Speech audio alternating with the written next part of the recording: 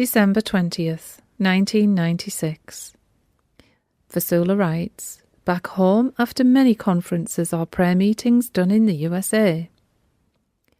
The Lord speaks. I give you my peace, my child. Persevere in justice and virtue. Look at the triumphs, count the score.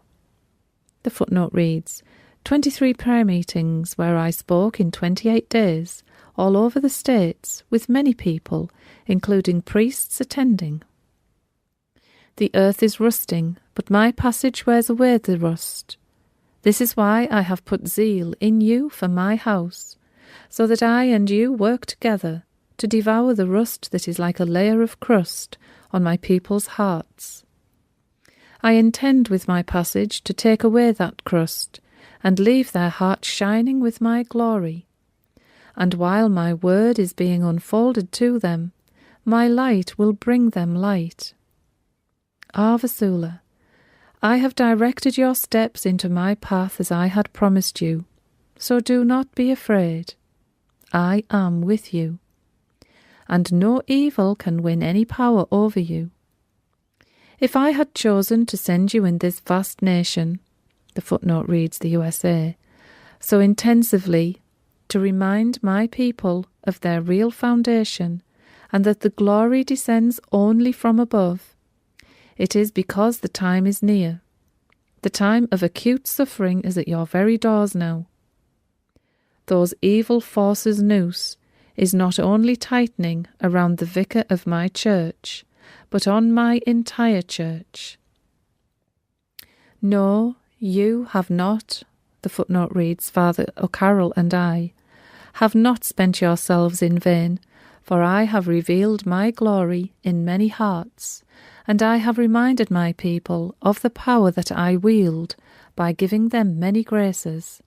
Therefore, my child, I am victorious.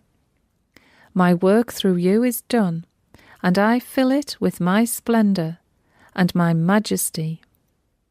This I do to remind my people of my power, my mercy, my tenderness, and my love. There will be more riches and wealth revealed to you in these coming days from my sacred heart. And you, my daughter, let royal dignity be yours in the hours of persecution, so that you may glorify me. All that you bear for my sake touches me.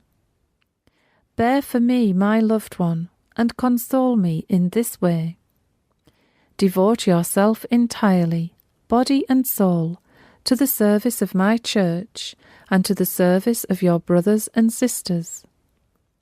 Offer these sacrifices for their benefit.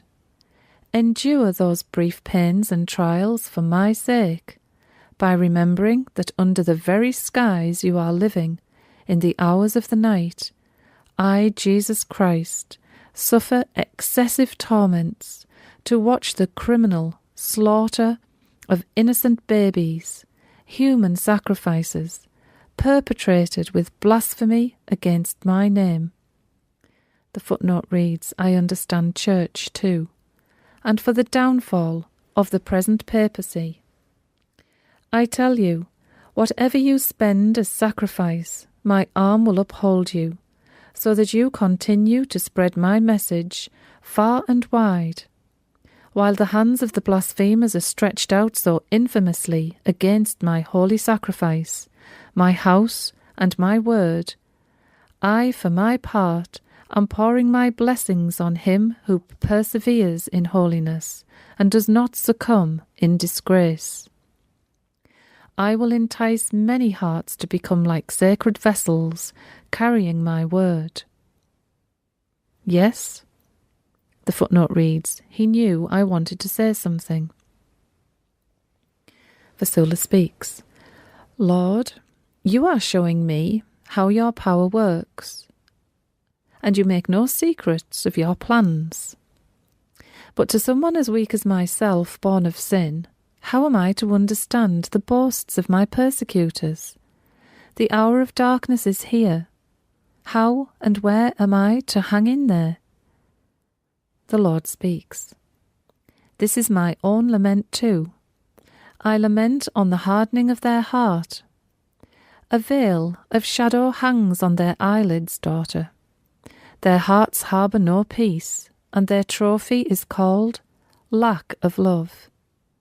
But your king is in your favour. Nevertheless, there are other powers behind those whom I mentioned. The footnote reads, Jesus is making a distinct difference between a regular persecutor whose heart is hardened and the other powers which originate from darkness, in other words, evil forces. These powers do not come from me. You see, Vassula, I am through these messages parading their assassin plans on my church. I am parading their deceitful designs to the world. This is why many of them want to wall in my words given to you in these messages. Vassula speaks, but I am a poor wretch, and no champion of defence. I am discriminated against and treated unjustly. The Lord speaks, may you be blessed all the days of your life for this alone. Although both sorts of persecutors, the footnote reads, the regular ones with heart of stone and the powers of darkness, are looting your honour and your honesty, you have become my canticle. If they, the footnote reads, the ones with a hardened heart, do not recognise the mighty works I am doing through your nothingness, pray for them, that I lift the veil from their eyes. I will complete your journey with you, and I will continue to be your rod, your lamp, and your drink. Do not be afraid.